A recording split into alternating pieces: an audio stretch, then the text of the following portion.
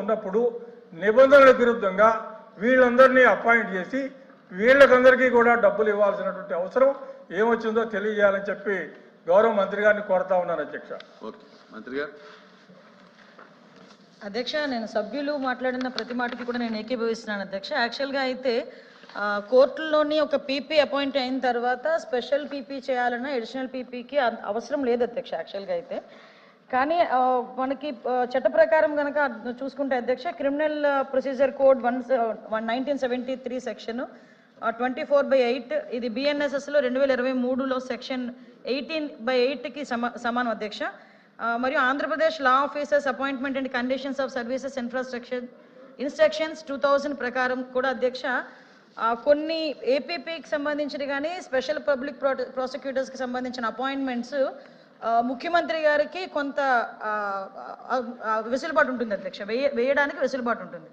అయితే యాక్చువల్గా రాజశేఖర్ గారు చెప్పిన దానికి పూర్తిగా మనందరం కూడా ఏకీభవించాలి. ఎందుకంటే లాస్ట్ గవర్నమెంట్లో అవసరం లేకపోయినా కూడా ఏపీపీలని స్పెషల్ పీపీలని చెప్పి సుమారుగా 61 మందిని అపాయింట్ చేయడం అయితే జరిగింది అధ్యక్ష. ఈ 61 మందికి ఏంటంటే ఇందాక మనకు చెప్పినట్టే రాజకీయ నిరుద్యోగులు ఎవరైతే ఉన్నారో కొంచెం లా చదువుకున్న వాళ్ళందరినీ కూడా తీసుకొచ్చి అందులో వేయడం జరిగింది. యాక్చువల్గా దానికి కూడా ప్రొసీజర్ ఏంటంటే ముఖ్యమంత్రి హయ్యర్ అథారిటీ ఉన్నప్పటికీ కూడా కింద జిల్లా మెజిస్ట్రేట్ దగ్గర నుంచి ఒక ప్యానల్ ప్రకారం రావటం అన్నది ఒక సంప్రదాయం అధ్యక్ష.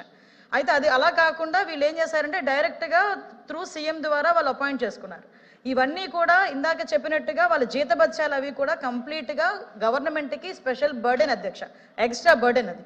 కాబట్టి మేము గవర్నమెంట్లోకి వచ్చిన తర్వాత ఆ 61 మందికి సంబంధించి సుమారుగా అందరినీ కూడా అంటే వాళ్ళందరిలో 61 మందిలో 25 మందికి పదవీకాలం అయిపోయింది అధ్యక్ష. 35 మందిని గవర్నమెంట్ రద్దు చేసింది. అందులో ఒకళ్ళు కూడా స్వచ్ఛందంగా కూడా రాజీనామా చేశారు అధ్యక్ష. అయితే వీళ్ళందరూ ఇలా జరిగిన తర్వాత అధ్యక్ష మనకి సంబంధించి పోక్సోకి సంబంధించి కోర్టులకి స్పెషల్ పబ్లిక్ ప్రాసిక్యూటర్స్కి జిల్లా వాళ్ళకి కూడా మనం స్పెషల్ పీపీలను కొంతమందిని తీసుకుంటున్నాం అధ్యక్ష. మన గవర్నమెంట్ ఎన్డీఏ గవర్నమెంట్ వచ్చిన తర్వాత 14 మందిని ఈ స్పెషల్ పబ్లిక్ ప్రాసిక్యూటర్స్ కింద తీసుకోవడం జరిగింది అధ్యక్ష. ఇవన్నీ కూడా అధ్యక్ష త్రూ ప్రాపర్ ఛానల్. అంటే ఇప్పుడు సుమారుగా మనకి స్టేట్ మొత్తం చూసుకుంటే 415 మంది ఈరోజు పీపీలు అదేవిధంగా స్పెషల్ పీపీలు కలిపి ఉన్నారు అధ్యక్ష. అందులో టెన్యూర్ 117 మంది అంటే రిమైనింగ్ అందరూ కూడా క్యాడర్ అధ్యక్ష. వీటిలో అందరికీ కూడా ఈరోజు త్రూ కలెక్టర్స్ ద్వారా ఒక ప్యానల్ తెప్పించుకొని ఆ ప్యానల్ 5 పేర్లు తెప్పించుకొని వాటిలోని ద బెస్ట్ ఎవర్ అనేది చూసుకొని గౌరవ ముఖ్యమంత్రి గారి ద్వారా ఈ అపాయింట్మెంట్ అనేది కూడా జరుగుతుంది. ఈ 61 మందికి సంబంధించిన లిస్టు కూడా గౌరవ సభ్యులందరికీ కూడా ఇవ్వడం జరుగుతుంది అధ్యక్ష. ఎక్కడైనా కూడా ఇప్పుడు పారదర్శకంగా ఉండాలి, ఎట్టి పరిస్థితుల్లోని గవర్నమెంట్ ఖజానాకి ఇబ్బంది రాకూడదు, అనవసరంగా జీతభత్యాలు ఎవరికి ఇవ్వకూడదు అనే ఉద్దేశంతోనే ఈ వ్యవస్థను కూడా మ్యాక్సిమం అంతా కూడా ప్రక్షాళన చేసి మినిమైజ్ చేసి ఎక్కడైతే అవసరం ఉన్నారు స్పెషల్ పీపీలు ఉన్నారనుకుంటే దాన్ని కూడా మెజిస్ట్రేట్ ద్వారా ప్యానల్ ద్వారా తెప్పించుకుంటున్నాం అధ్యక్ష. ఇది గౌరవ సభ్యులకు తెలియజేసుకుంటాం. సార్ లేదండి ఇంకా సిగ్నేటరీస్ వద్దు లేదు, కూర్చోండి కూర్చోండి కూర్చోండి. ఇవాళ చాలా బిజినెస్ ఉంది. నో నో నో కూర్చోండి ప్లీజ్ కూర్చోండి. No no no no debate అవ్వకండి, డిబేట్ అవ్వద్దు. క్వశ్చన్ నెంబర్ 14364 నిమ్మల రామానాయుడు గారు ప్లీజ్ ప్లీజ్ డిబేట్ అవ్వద్దు, డిబేట్ అవ్వద్దు. ధన్యవాదాలు అధ్యక్ష. మొదటి ప్రశ్నకు సమాధానం లేదండి. రెండవ ప్రశ్నకు సమాధానం ఈ ప్రశ్న ఉత్పన్నం కాదు. మూడవ ప్రశ్నకు సమాధానం అవునండి. నాలుగవ ప్రశ్నకు సమాధానం అవునండి. ఐదవ ప్రశ్నకు సమాధానం అవునండి. క్వశ్చన్ నెంబర్ 14289 నిమ్మల రామానాయుడు గారు.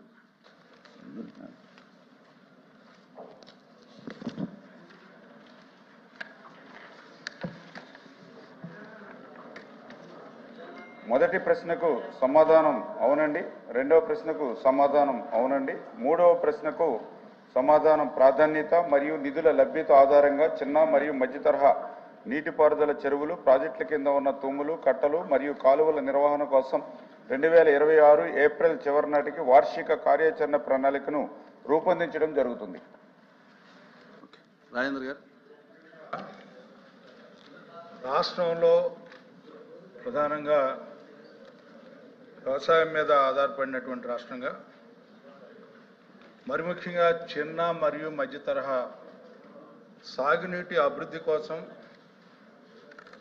ప్రభుత్వం గత 2 సంవత్సరాల నుంచి చూసినట్లయితే కొంతమేరకు అభివృద్ధి సాధిస్తా ఉన్నాం అధ్యక్ష.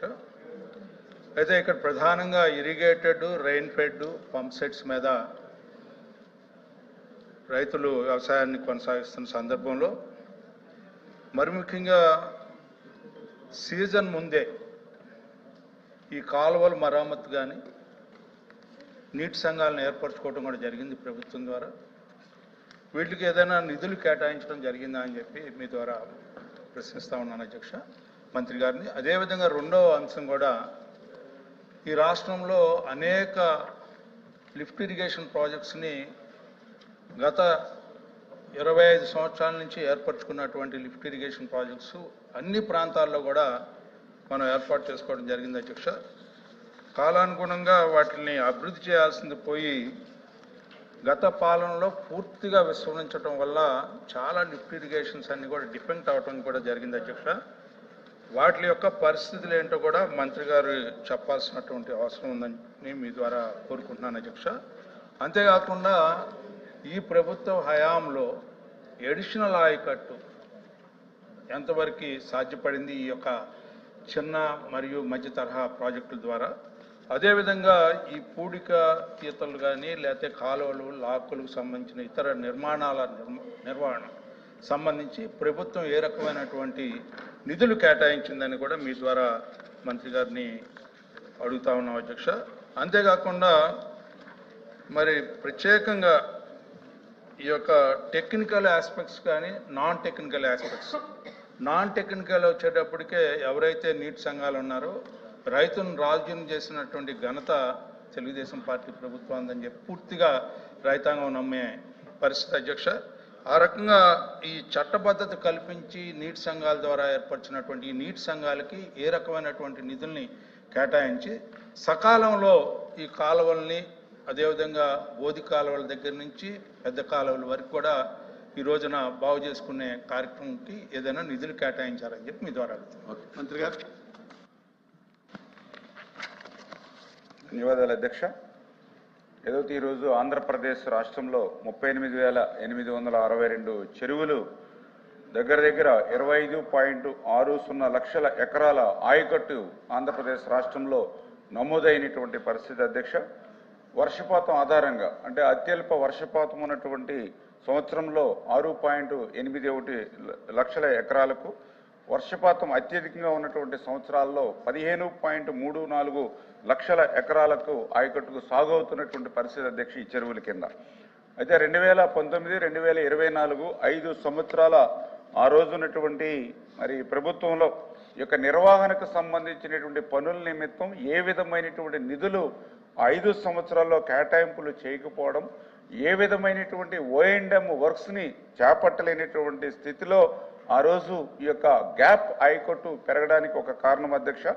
రెండవది, ఆ రోజు జైకా, వరల్డ్ బ్యాంక్ వంటి ఎక్స్టర్నల్ ఎయిడెడ్ ప్రాజెక్ట్స్ కూడా స్టేట్ గవర్నమెంట్ సంబంధించి తమ వాటా ఆ 40% వాటాను కూడా రాష్ట్ర ప్రభుత్వం చెల్లించకపోవడం, అదేవిధంగా చెల్లించినటువంటి పనులు చేసినటువంటి యుటిలిటీ సర్టిఫికేట్లు సబ్మిట్ చేయకపోవడం, ఇటువంటి కారణాల వల్ల కూడా గ్యాప్ ఆయకట్టు పెరిగినటువంటి పరిస్థితి అధ్యక్ష.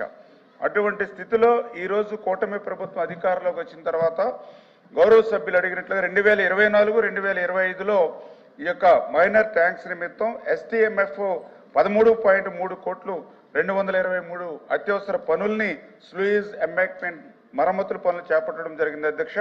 అదేవిధంగా 2025, 2026లో O&M నిమిత్తం 55.21 కోట్లు 1131 పనులు చేపట్టడం జరిగింది అధ్యక్ష.